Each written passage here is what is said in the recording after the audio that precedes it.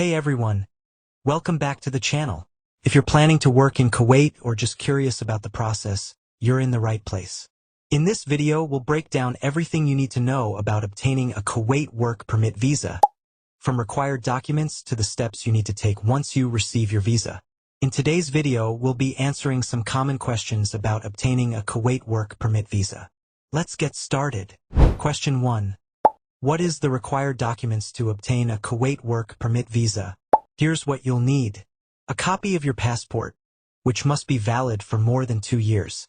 If your job title is managerial, a university certificate is also required. Question 2 about the visa application process. So how do you apply?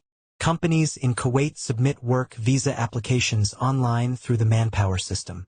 Question 3 is about visa processing time. How long does it take?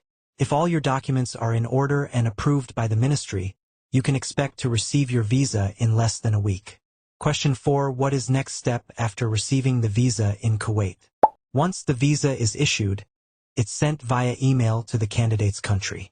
For some nationalities, the original contract must also be sent with embassy attestation from Kuwait. If your embassy doesn't require attestation, the visa and work permit will be sent directly. Last question. What are steps in your country once you received your visa and work permit? After receiving your visa, contact the Kuwait embassy in your country immediately to confirm the medical process and fingerprint clearance. These steps are mandatory for anyone coming to work in Kuwait. Thank you for watching. If you found this information helpful, don't forget to like, share, and subscribe for more content.